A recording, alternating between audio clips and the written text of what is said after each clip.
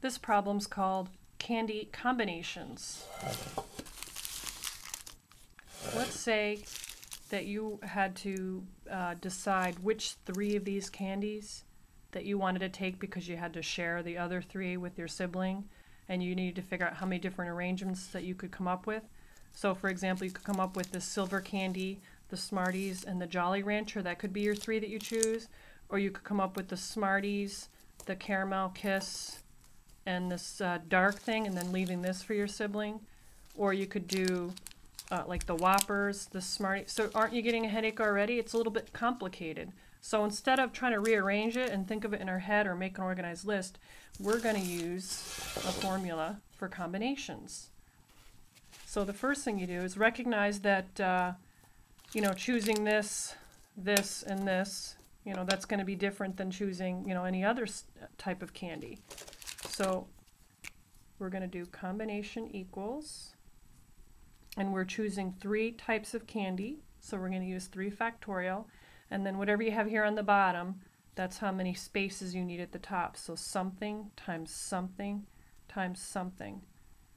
To figure out the something, we have to ask ourselves, how many different types of candy did we have to choose from? And the answer to that question is 6. All right, so let's say that the first candy that we chose was Whoppers. Now how many left do we have to choose from? And the answer to that question is 5. Okay, let's say that our choice of candy that we just chose was the Smartie. Now how many do we have left to choose from? And the answer is 4. All right, now we have to simplify. Now hopefully you know that 3 factorial, if we rethink what that means, 3 factorial means 3 times 2 times 1, and 3 times 2 is 6, and of course 6 times 1 is 6. So that simplifies to be 6. So what we're going to do is we're going to erase the 3 factorial and put its equivalent of 6. Now we did have the option of just going across and doing 6 times 5 times 4 and then dividing it by 6 after the fact, but because these numbers are compatible, we can divide by 6 this number and this number, so we're going to go ahead and take advantage of that opportunity that we have.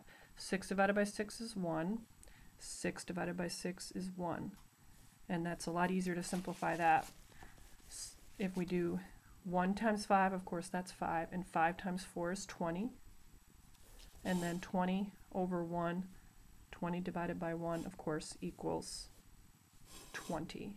So there are 20 ways that you could choose the 3 candies out of the group of 6.